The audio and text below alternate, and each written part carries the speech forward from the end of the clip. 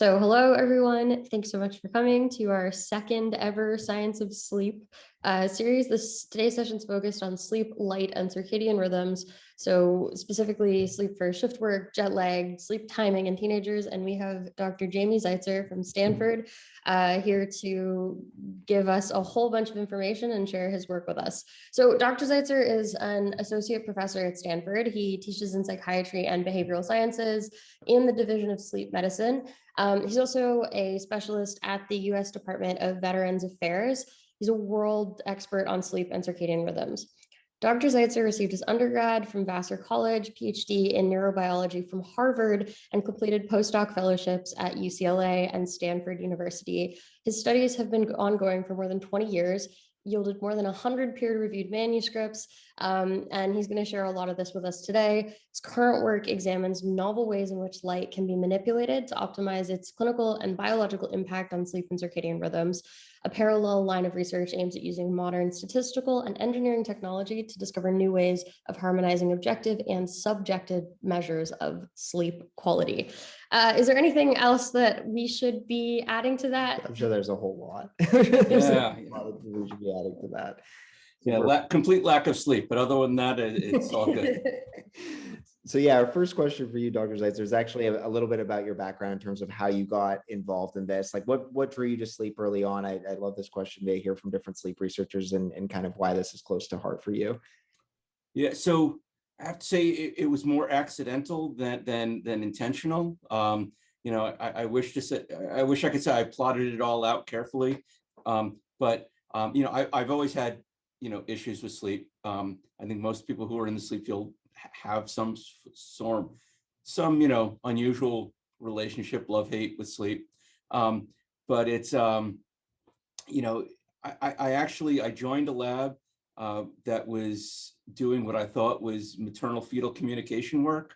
And the guy's like, no, we haven't done that for like 10 years, but we're doing this other stuff. I'm like, okay. So I kind of got in the back door and got involved in circadian rhythms. And then from circadian rhythms, went into to the sleep area. So very cool. Yeah. That's fantastic. And so can you move from circadian rhythms into sleep? What is the day-to-day like in your current role as a Stanford prof? We know you are involved with BioX at Stanford, and that looks like an sort of intersectional different elements of research. So we'd love to hear more about what you do. Yeah, so I have to say, this is kind of like separated into pre-pandemic and post-pandemic timelines. I have to say I'm very fortunate in that my position allows me a lot of latitude to collaborate. So I collaborate with all sorts of people, around the university and around the country and in other countries.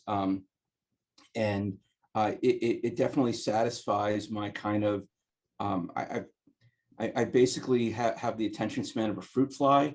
So, whatever I think is kind of intellectually, interesting, kind of I go for it. So if someone comes along and says, hey, I had a student come along and she's like, well, I'm interested in, like how circadian rhythms interact with helpfulness and like helping behavior. I'm like, I have no idea what helping behavior even is. But sure, let's study it. Sounds cool. And so, it's definitely, meeting a lot of new, interesting people. Sometimes, it's a big campus, and sometimes I travel or used to travel, and I'd meet people, and they're at Stanford. I'm like, oh, that's cool. I traveled 3,000 miles to meet someone, who's in the building next door. So it's kind of cool. There's a lot of some great people here, and I have to say it's been a lot of fun to kind of get to know people and to find out what drives them and how we can work together. Yeah, no, that's so cool too, because the collaboration, like one thing that's really stood out to us has been just how broad and like involved with different people in different fields sleep research ends up being, and I mean, it sounds like that's absolutely the case for you as well. So your research focuses on sleep, light, and circadian rhythms. Starting with maybe a bit of an overview and sort of crash course on how circadian rhythms work. What does good sleep actually look like? Sure. So, I mean, circadian rhythms, these are, intrinsic 24-hour rhythms or near 24-hour rhythms. They're really important. What drew me to circadian rhythms originally is that These are present in every single living organism on the planet Earth that's ever been studied. You've got one of these rhythms. So there's got to be something really important about this. And at least in mammals and in humans, this entire set of behaviors can be isolated down to a single place in the brain. So it's in the suprachiasmatic nucleus. You take that out, you no longer have that. And even with sleep is much more complicated than circadian rhythms. We understand inputs and outputs of the clock. A few years ago, people won a Nobel Prize to describe the molecular basis of this clock. So, I think that we have an opportunity to actually understand how a behavior works by looking at circadian rhythms. And so, a lot of my work has been kind of looking at circadian rhythms, and one of the main outputs being, how it controls the timing and the quality of sleep. Because that, in the end, most people are like, circadian rhythms, whatever, but sleep, that I can get, I can wrap my head around and understand, that we kind of experience. And even though I think circadian rhythms are incredibly important, and kind of understanding, how we do damage to them through things like, rapid travel and shift work and things like that, that's hard to convince someone of. It's much easier to convince someone, hey, if you do this, your sleep gets better. And then you're just kind of going in the back door and saying, oh yeah, by the way, the reason your sleep's getting better is because we've normalized your circadian clock. But that, that's harder to explain. 100%. So a quick question for me on what you just said, circadian rhythms present in every organism, didn't know that. Question about like people, so like, let's talk about like night owls or early birds. Yeah. Is your circadian rhythm biologically set? Can it be changed? I like so many myths and other things about this, but I just love to hear. Sure. Yeah. So, I mean, I have to say it is a very strong component of it is going to be biological and genetic, kind of when you're set to. So, from pretty early on, people, can identify as, probably about a quarter of the population or so is going to be kind of night owls, and a quarter are going to be early morning people. Most people are somewhere in between. That a lot of that is genetically set. There was actually a paper that just came out from a group at Penn State. It's a computational analysis, and they're like, oh, we understand the genes, we can change it. All right, that'd be cool. Nice. I mean, that's great. It's a cool paper. It's all about the math. Let's see if we can do it now. But for the most part, it is set. It does change during life. People get, as you go through adolescence, you get later. And then as you age, you start to get a little earlier. So, there's some changes there. And again, people are somewhat flexible in terms of their timing. But, I have to say one of the issues is that a lot of times people act against their internal clock. So you more often see this in people who are night owls. The world just isn't designed for night owls. Yeah, so it's when you're a night owl, but because of family or work or school obligations, you're forced into a morning type life and morning type schedule. That's where we actually see some of the bad stuff happen. So we see actually worse medical, psychiatric, physical outcomes when people who are, it's not that they're evening type, because again, if you're evening type and you were able to sleep from say 2 until 10, you wouldn't have a problem. But it's that you want to go to sleep at 2, but you got to get up at 7 so you can get to work by 8. Right. And so then you have an erratic sleep schedule. You're not getting enough sleep. The timing of your sleep's off, and all of the stuff is really kind of negative contributors. So again, there's nothing intrinsically wrong with being a night owl, but I have to say, most night owls have a very difficult time, fitting in with kind of the schedules that are required. Is that one of the ways to know? Because one of the other things is like, how do you know you're a night owl, right? I guess you get the feeling over time. People just say like, I kind of feel like I am, but I guess will you be able to tell by the way that you wake up, the way that you handle early mornings and that sort of thing? Yeah. So, I mean, there are definitely, there are physiologic differences between night owls and morning types. Basically morning types, where the circadian clock is set is actually earlier in the sleep cycle. And so what ends up happening, for example, in a morning type is that it's not just that they can wake up earlier in the morning, they also typically wake up much more alert and refreshed. And that in part has to do with where their cortisol is. And so their cortisol kind of, it peaks before they instead of peaking around the time they wake up, it starts to peak an hour or two before. And so, by the time a morning person is awake, cortisol is rushing through their brain. They've got lots of glucose. They're ready to get up and face the day. Evening type, that's going to be much more around the time you're waking up.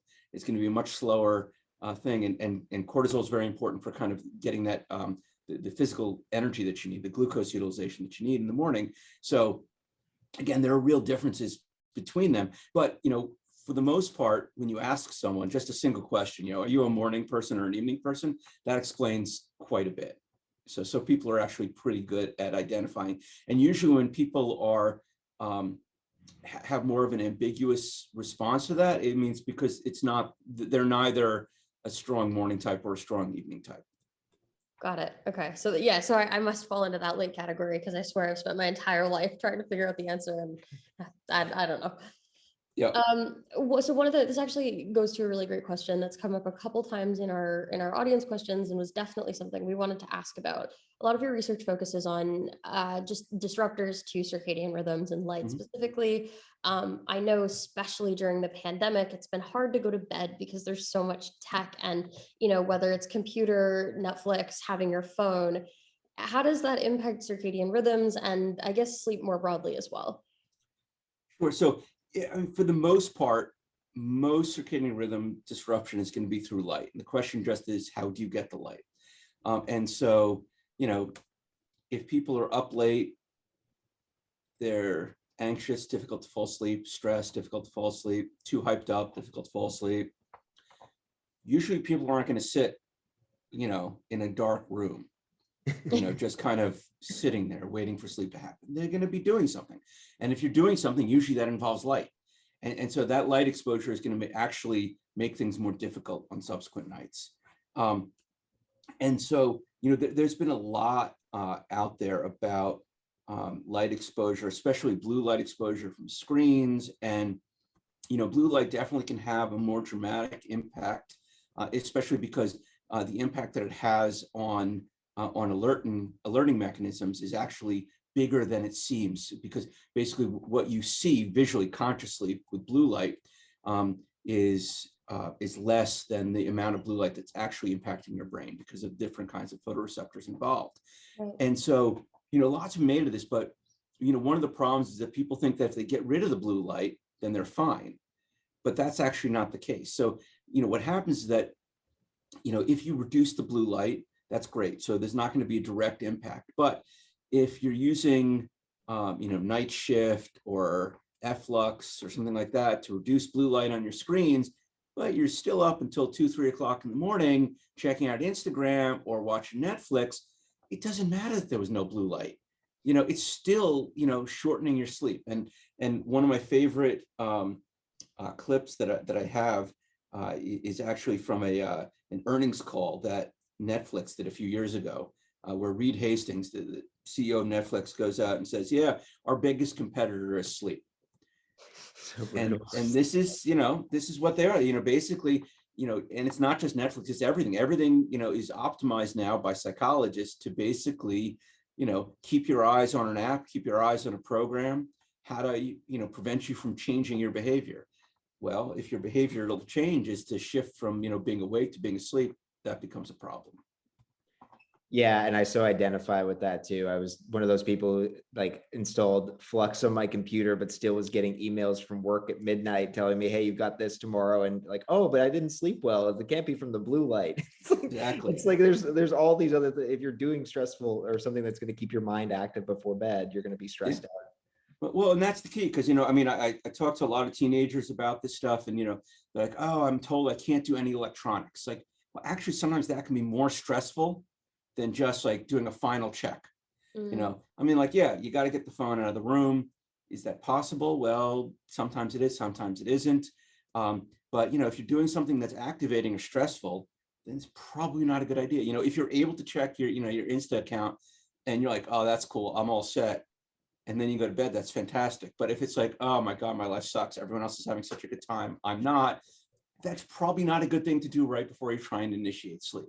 Right. 100%. So my question then is, what do you recommend as like what's your bedtime routine like? Like we have sleep out, which is blackout curtains. We have darkness. We can't recommend people just sit in their room in darkness for 30 to 45 minutes before sleep. So like what does an ideal bedtime routine look like in 2021 with everything? Sure. Well, I mean, the key word that you said there is routine, and it's as whatever you can do as a routine, that's kind of the critical thing. It's kind of like a diet.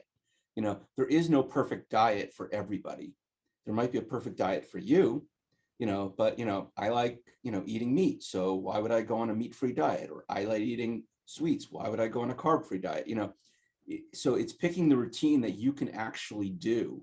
And so, having, for example, if you have a regular time that you get into bed and for sleep, one of the things that happens is that the timing of the onset of sleep, which is where a lot of people have problems, is really dictated by kind of two things. One is that right before you normally fall asleep, there's this really strong circadian drive to stay awake.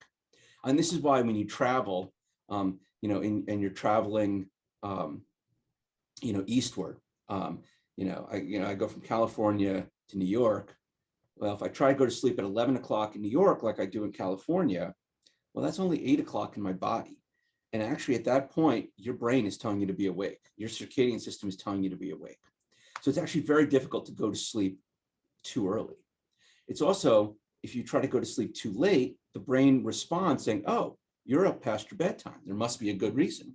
Must be something out there, trying to eat you. So let's try to keep you up and let's activate everything to make sure you don't fall asleep. So you have this narrow window of opportunity in which you can fall asleep.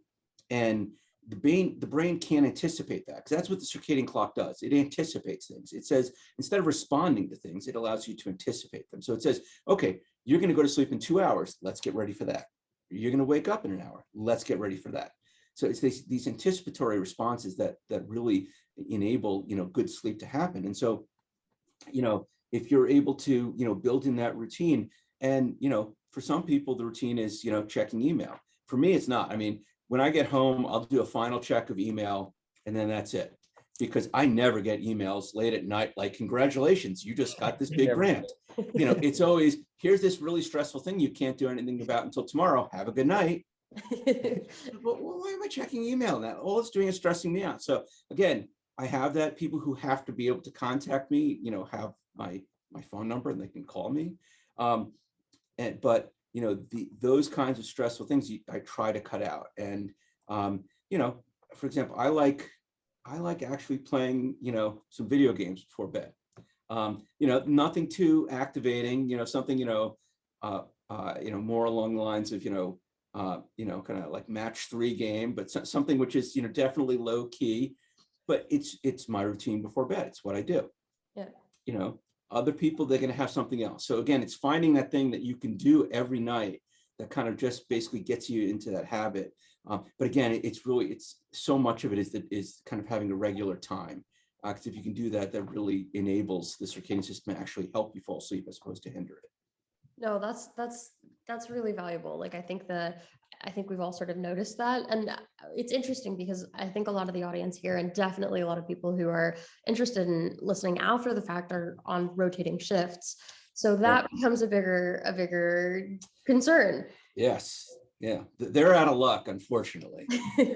With that in mind, I mean, sleep on shift is tough. And I think that's just neither here nor there.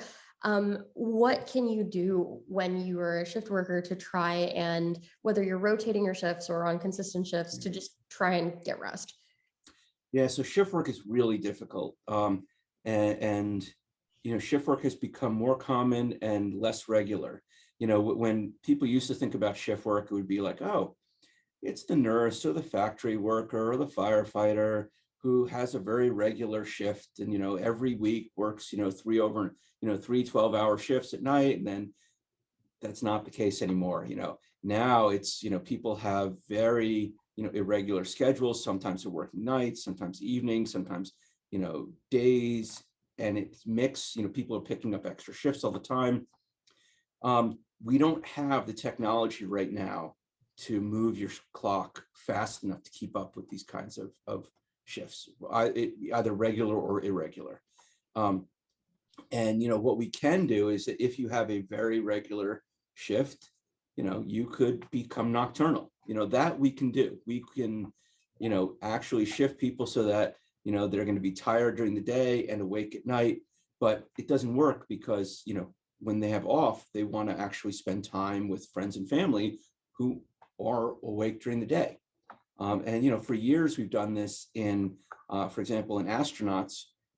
They actually go through a pre-flight shift in their sleep schedule because they often, due to launch windows, are launching very early in the morning, and so they're getting up at 4 o'clock in the morning or 3 o'clock in the morning, and so you wouldn't want someone about to take off in a rocket to be completely tired. So again, there you can do it because they're in quarantine and you can actually shift people's schedule around. But unfortunately, we can't do it for the standard shift worker. So for them, it's really finding the opportunities to get the sleep. Often shift workers can't get any more than 3 or 4 hours of sleep during the daytime. And sometimes that's limited by the circadian clock, which again wakes them up and doesn't allow them to sleep. We had done a study, I think it was last year or the year before, we published it, where we actually showed that if you suppress the circadian clock using a medication, you can actually increase sleep in shift workers by 2 to 3 hours during the day. So instead of getting 4 hours, they're getting 6 or 7 hours during the daytime. But some people don't like taking medications for that. And also other individuals, they just don't have the time. So, they'll work an overnight shift, but then they got to go pick up their kids from school, at 3 o'clock in the afternoon. So they just don't have the time. So, unfortunately, we just don't have the capacity right now to kind of smush sleep, 8 hours of sleep into, into 3 hours in the afternoon. We'd like to, but can't do that. So we've been getting a whole bunch of audience questions as you've been talking about that. And I also have a bunch of shift worker questions too, but we're going to get to 2 from the audience quickly because it looks like Roberta and Christina have roughly the same one. It's something that I've suffered from too. So I think it's to do with going to sleep actually very quickly onset. So within minutes of head hitting the pillow around 10 p.m., but waking up around 3 a.m. I had an issue with this, like middle insomnia is like the worst. I think like at least onset, you can kind of do something about it, but middle to me was always the most frustrating. So for some people, they're saying that, so Christina says, this kind of seems to be a natural sleep cycle for me for some reason. Like I'm going to bed, I fall asleep quickly, but like 3 a.m. to 5 a.m. all the time. Why is this happening? And kind of what can we do about it? Yeah, so there are various kinds of stable sleep patterns that people can have, and that's one of them. And there's this fun book that Roger Urkich, who's a historian at, I can't remember, I think he might be Virginia Tech, West Virginia, I can't remember.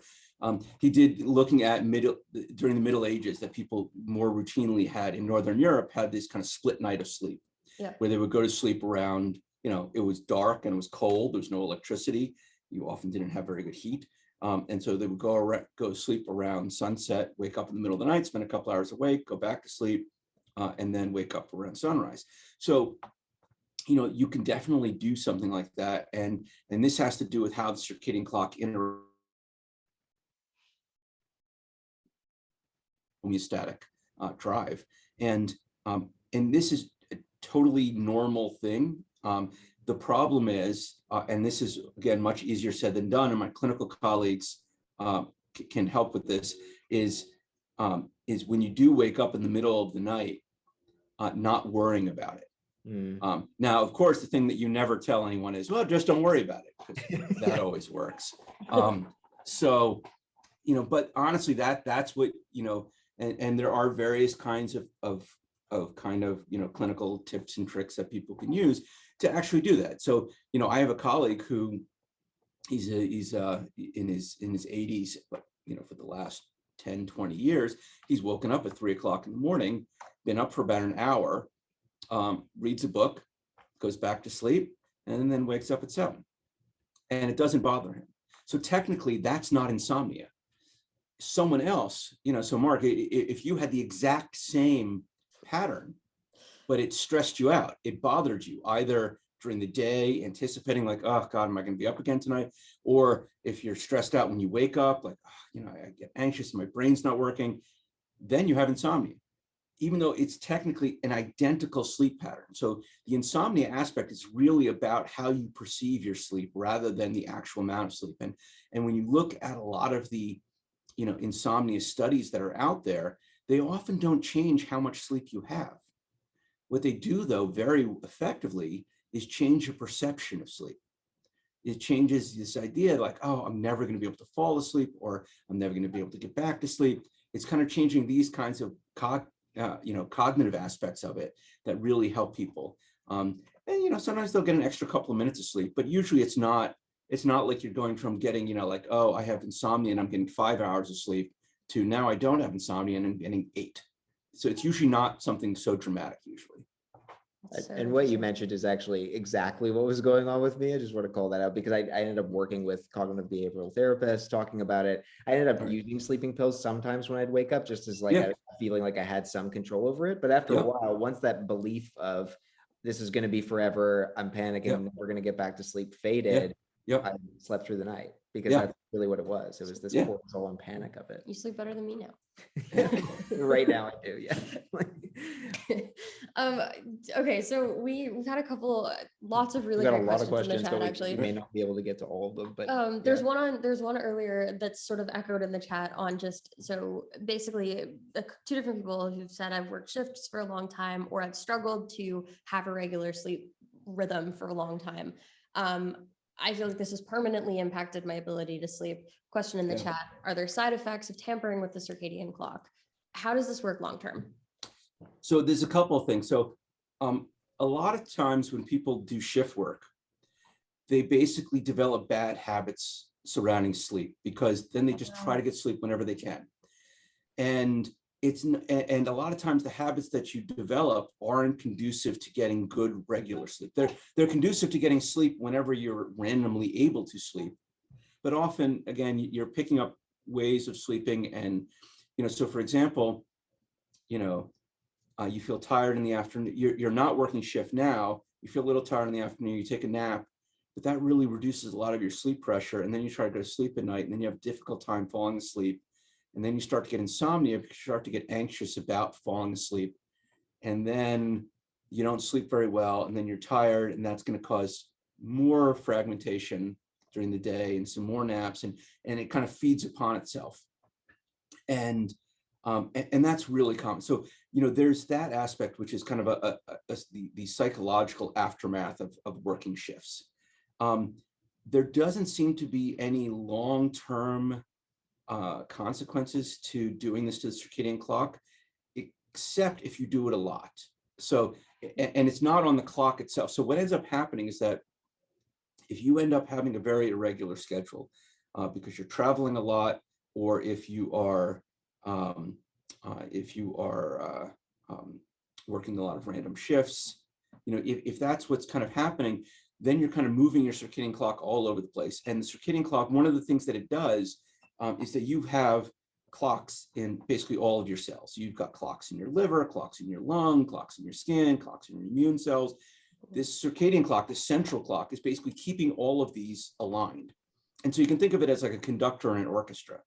So, if the violins were off playing, they'd sound fine together, and the oboes were off playing, they'd sound fine together. But without a conductor, they'd be a little off if they were playing together. And so the point of this circadian clock is to keep all of these different, instrument groups synchronized to each other as well as to the outside world. And so when you start hitting the circadian clock and having all these random schedules, it kind of weakens that. And there seem to be a lot of long-term, if you do this over years, that's not a good thing for your health. There's a lot of negative health consequences that have been associated with it. Things like increased rates of cancer, increased rates of cognitive decline, increased rates of obesity and diabetes. So it's not a good thing to do. Now, that being said, if you go back and you have a regular schedule after that, there doesn't seem to be long-term damage done to the circadian system, but you may have already damaged these other systems in the interim. Very interesting. Okay. I didn't know that about different parts of your body actually all having their own clocks, and the circadian being the kind of central clock. I do want to ask this question. I promised my friend who couldn't make it here. It was a shift worker who's just been put on this like unique situation that I'd asked this question. And it's actually close to home. My mom was a nurse and she ended up working this crazy schedule of 2 days, 7 a.m. to 7 p.m., 2 nights, 7 a.m. to 7 or 7 p.m. to 7 a.m. and then like 5 off to recover. So she would do exactly what you said. She'd just recover and try to get sleep wherever she could, but she'd basically come off of that completely messed up. Should shift workers attempt to, I think I know the right answer is to try to at least get all 4 nights or all 4 days and stay on one. Should they fight for that and try to do that? Or is it okay to take like what's called swing shifts? Yeah, I mean, if it's possible, that's a better thing. It's a better thing to have more regularity, even though, so people who have that kind of schedule, they're like, okay, I'm working, like 4, well, a lot of nurses, they work like 3 12-hour shifts and then have 4 days off. And if you could have that 3-4 schedule, even though you're flipping back to, every 3rd or 4th day, you're flipping, between night shift and day shift, that's still better than having kind of more of these random schedules where you're constantly moving. At least if you have the regular schedule, there are things that can be done to help. So for example, when you come back to night shift, the suggestion is you take like a prophylactic nap, prior to being on shift. So, you sleep in the evening, before your shift starts, or sometimes nurses will sleep in the morning. So that way they're not driving home when they're, the most tired. So sometimes it's fighting for, can I get a place to sleep so that I'm not driving home at 7 o'clock in the morning after I've been awake, for anywhere between, 12, probably 16 and, 30 hours. Probably a good idea to get sleep before you get into a car. And, so again, a lot of these jobs, there's, someone has to work in the hospital at night. Patients don't just, you can't just put a pause button on that. And, someone has to, be in the firehouse at night, or at least on call. So, people have to do this. I mean, this is kind of how we are as a society. Other things are a little more flexible. People who, live in New York, but, operate on, on the Tokyo, stock market. That's, I say that's more optional. So, if you're doing that, then, you're probably getting enough money to have someone else sleep for you. It's worth, worth the sleep. But I mean, and that's by the way, I mean, not to plug anything, but this is where when you're sleeping during the day, having a sleeping environment that is free of anything that's going to randomly wake you up. So one of the things that your brain does while you sleep is that it starts to cut out external information.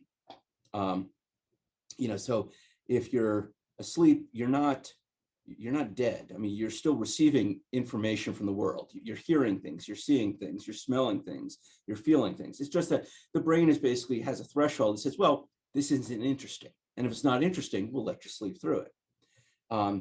As if you're sleeping at an unusual time, like during the day, these things are going to wake you up. If as you age, these things start to wake you up more. So I was talking to one person, and she was an older woman and never had great sleep. But all of a sudden now it's like, she's like, oh, I keep on waking up around 5:30. So I start to search on the internet while we're chatting and looking up the tables for sunrise where she lives. I'm like, seems like, you're getting up around sunrise. So, are you still using bed sheets as curtains? Because this is someone who, until she gets perfect curtains, will have a bed sheet up there. And she's like, yeah. I'm like, well, maybe it's because, every morning the sun's coming in and waking you up. Well, it never was a problem before. Well, as you age, these things become problems. As if you're working shifts, these things become a problem. It's the same thing with things like caffeine. There's tremendous individual variation in terms of caffeine. I mean, there's the normal variation of half-life of caffeine is between 2 and 12 hours. So that means, one person can have a cup of coffee, at 9 o'clock in the morning, and by noon it's all gone. Another person has a cup of coffee at 9 o'clock in the morning, and they have half a cup of caffeine still running through their system, 150 milligrams of caffeine still running through the system when they're trying to fall asleep. And so kind of the awareness of these kinds of things can actually be very helpful in terms of making sure your sleeping environment is as conducive as possible. So no, that's a very good point. I think I remember in our conversation too, like talking about how it's about not noise necessarily, but loud disruptive noises. Yeah. Right. It's the noise and the light, and it's anything that's unusual. So, I grew up in New York. Traffic noise doesn't wake me up. This is normal. I go camping, and I hear coyotes, and that wakes me up. Right. Well, okay, it's what the brain's used to. You can move near a train, train tracks, and the first couple of nights, the night trains will wake you up. After that, you get used to it. It doesn't wake you up anymore because that's a normal noise to the brain now. So even though it's a really loud noise, the brain's used to it, and so it says, well, it's loud, but it's not interesting. And so it has that salience component to it. And it's the same thing with, smells and feel, sense of feeling.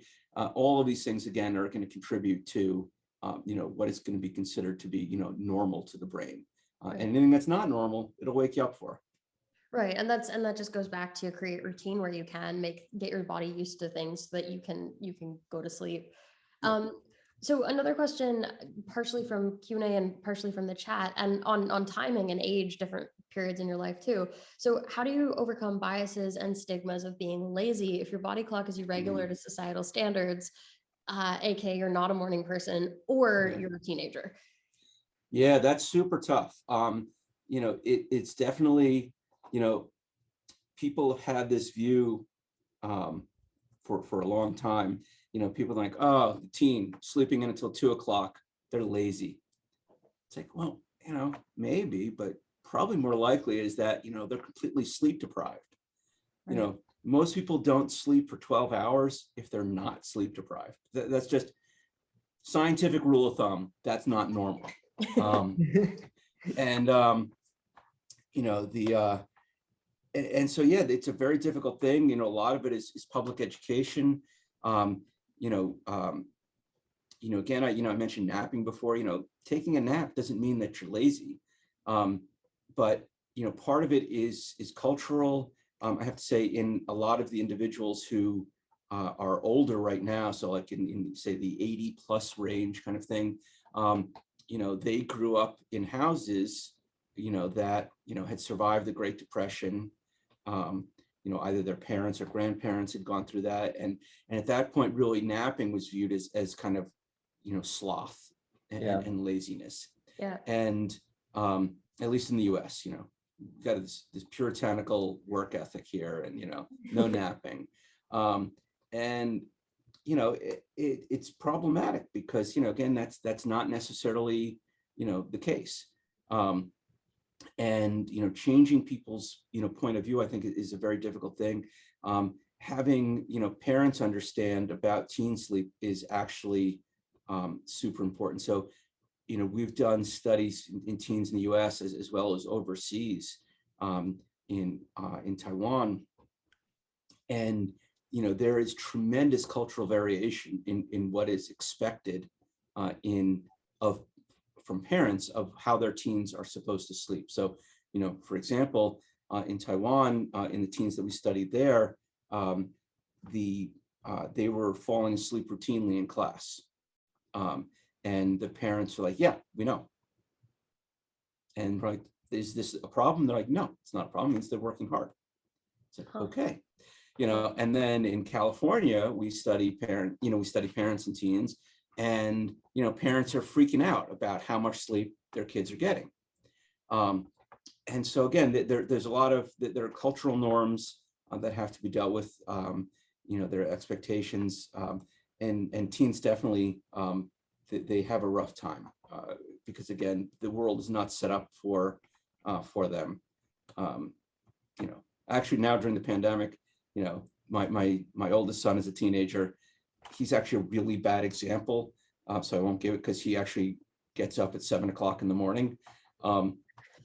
that's unusual. I don't The know. and he gets actually I lie, he gets up at 6 o'clock in the morning. Like, And I forgot, he only gets up at 6 because we don't allow him to get up earlier. oh my goodness.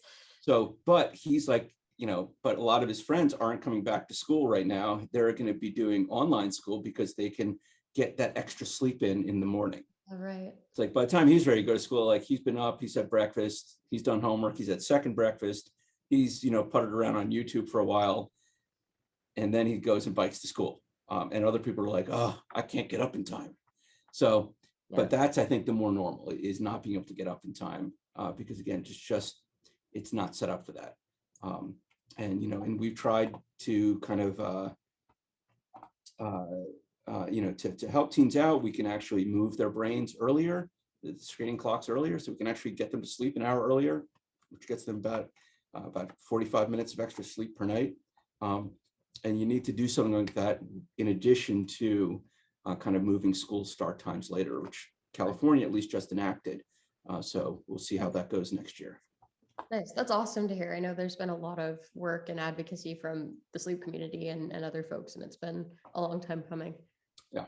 Another piece on just the circadian rhythm angle that I wanted to talk about for sure was I've been told by like friends, but I think also doctors at some point in my life that there is such a thing as being able to reset your circadian rhythm by staying up all night. And this actually comes in, there's one question in the chat that says, Dr. Zeitzer, I'm 86 years old.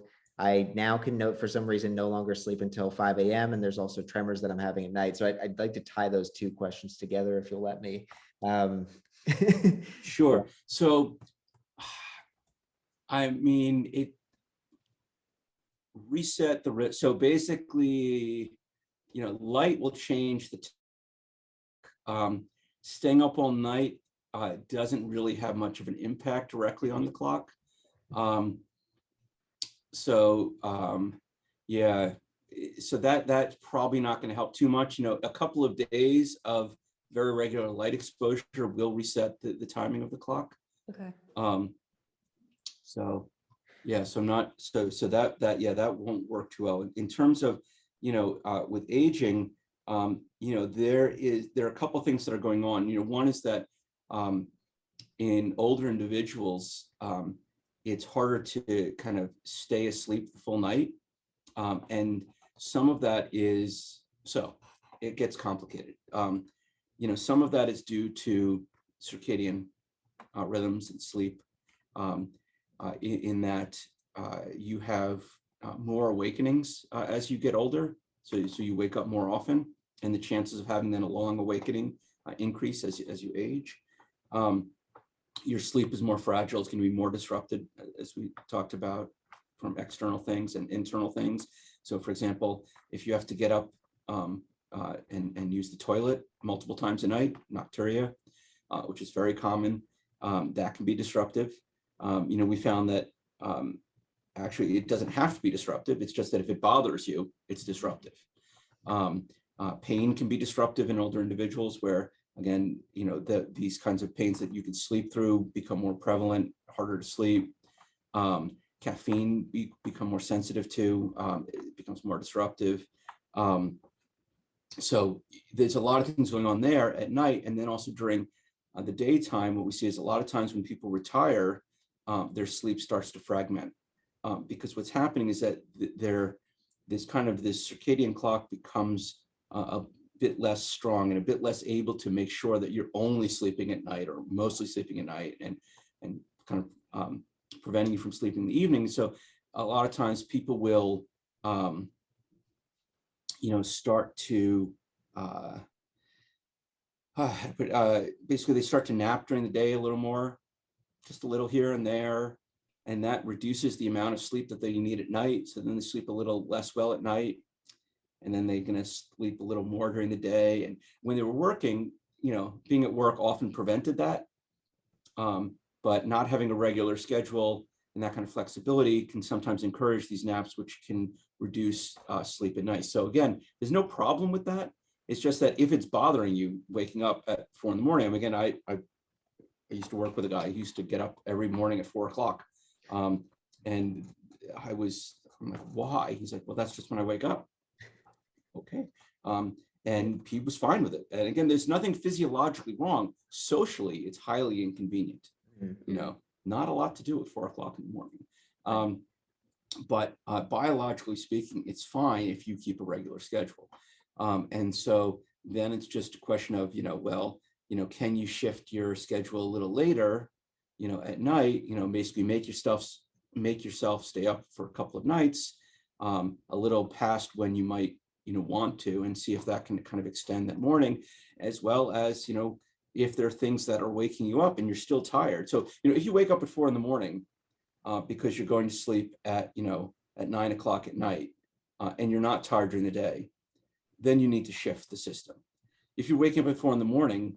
and you're going to sleep at like 10 or 11 and you're still tired, well, that means something's probably waking you up. And the question is, can you get rid of that if it's an external thing? Or if it's an internal thing, can you basically then get back to sleep? And that's a little harder at that point of the night because, you've already burned off a lot of that sleep need. Very, especially like very interesting. I have a quick follow on from that when you mentioned that light can help. Well, I guess the question is, like, we know that we're supposed to be getting light in the morning. Does sitting next to a window count, or do you actually need to go outside? And like, do you recommend having a 10,000 lux like light lamp? Like what sorts of light help? Sure. So yeah, so that's so the biggest thing about light is that you have a contrast, right? So your day has to be different than your evening and night. And if you can maintain that contrast, it can be, in theory, you could be, living in, in the Arctic indoors in the summer, or sorry, in the winter, where there's no outdoor light exposure, and you can still maintain this kind of day-night cycle with just indoor lighting. You can do that. However, it is much easier to have a big burst of light in the morning if you can, if you can get outside.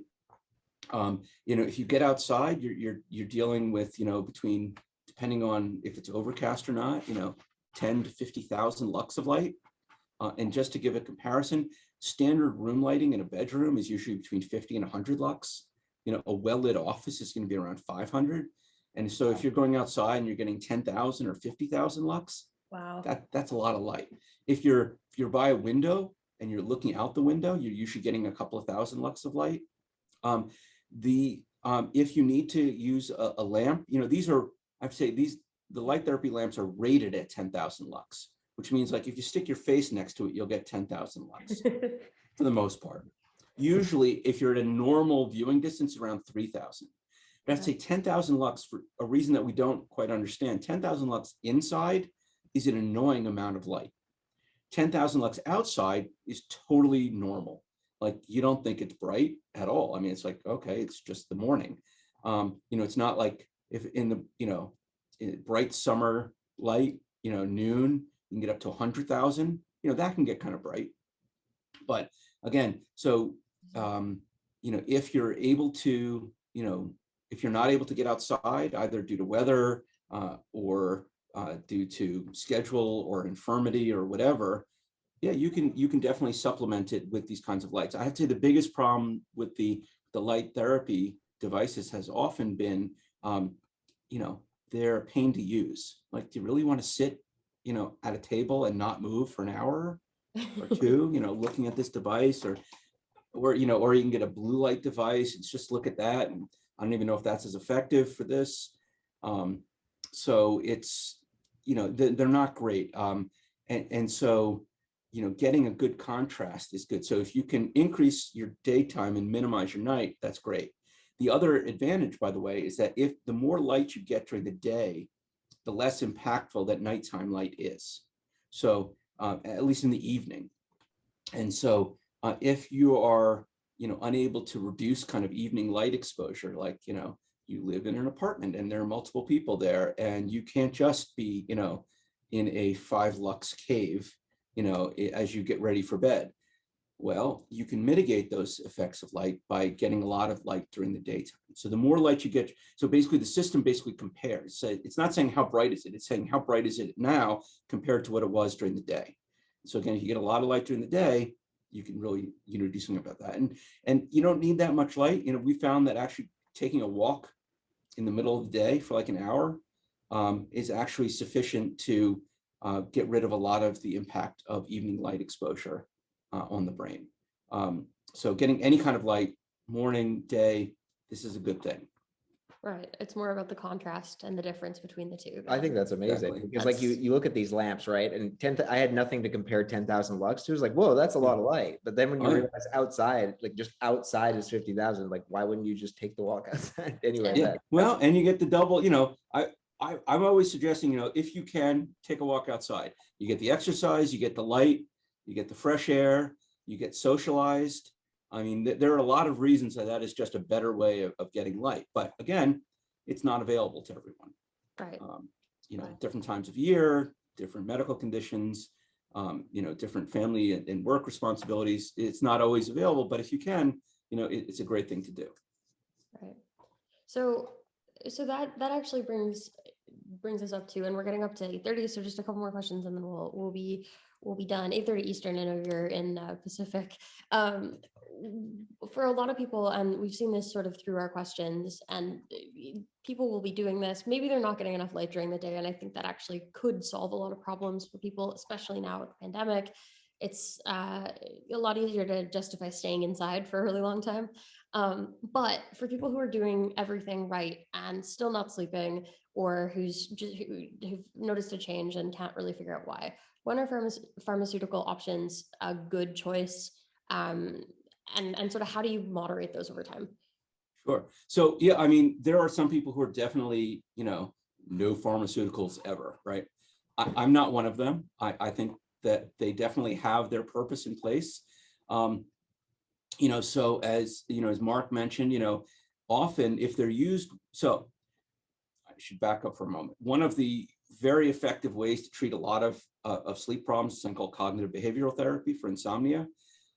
It is basically a giant toolbox with lots of different tools in it that a good therapist will basically identify the problems that you're having with your sleep and the things that are causing these problems, and then you use one of these tools to actually help you fix it. And it can be anything from,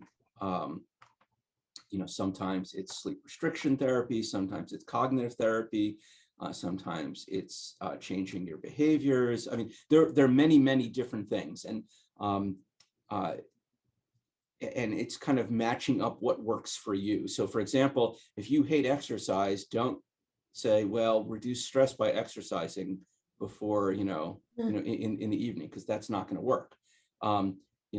If you're into, meditation, then do that. That's great. So anyway, it's matching a person's personality and their likes and desires and wants and needs with what's actually kind of going wrong with their sleep. So that is kind of the ideal way to approach it. However, in terms of long-term insomnia, sometimes you need to basically get to a point where that kind of therapy is going to be effective at all. And sometimes, as Mark mentioned, it's giving you a little control back. So sometimes it's taking a sleeping pill when you need to, so that it doesn't, so basically you're able to control anxiety or stress associated with sleep. And then you learn like, oh, I actually can control this. And again, easier said than done, but it's definitely a possibility. There are also situations where, people will take it prophylactically. So they're like, oh, I have these miserable nights of sleep before my in-laws come. So I'm going to take this so that, just kind of, assuming that I'm going to have a problem. And, they visit twice a year. So look, on 2 nights a year, I take a sleeping pill. Right. All right, it's a crutch. It is. Would it be better if you just learned and to take control of your sleep and just go to sleep? Yes, that would be better. But not everyone can do that so easily. There are a variety of conditions where, you really do need this kind of assistance. So for example, I mentioned in shift workers sleeping during the day, it's not insomnia. You can develop insomnia, but the reason you can't sleep is because your circadian system is waking you up. Right. So, if you want to sleep, no amount of cognitive behavioral therapy is going to make you, will that sleep. You got to suppress the circadian alertness signal in order to sleep through that. There are, a variety of times where people will have depression or anxiety, at a clinical amounts. Again, it can be very helpful for travel. Again, it's all a question of, if this becomes something which goes from a crutch to an addiction, it can be a problem. Right. If it's the kind of thing where, your dog just died and you can't sleep, so you need some help, take a sleeping pill if that's what's going to help. I don't see a problem with that. Again, it's always best to have these done with a clinician's direction. There are a variety of over-the-counter things. One of the most commonly prescribed medications in hospitals is Benadryl. Because when people have problems, getting to sleep in the hospital because they're nervous or anxious or it's a different environment, they're like, all right, just give them some Benadryl. It's an antihistamine. Now, it has other effects. It's not perfect. It's not great. It can help. Some people use melatonin. I'd say, clinical studies on melatonin indicate that melatonin at night really doesn't do that much. It adds a couple of minutes maybe to sleep. During the day, it's got a more robust effect, but at night it doesn't do much. People swear by it. If every time you take a melatonin pill and you sleep well, that's great. From a physiologic perspective, it's probably not the melatonin per se that's doing anything, but it's probably that the way that melatonin makes you feel, and then you initiate sleep and you have a good night's sleep. And so every time now that you take this melatonin pill, it reminds your brain of, hey, you're going to get a good night's sleep. And so again, it's kind of a pattern. And so, again, if that works, fantastic.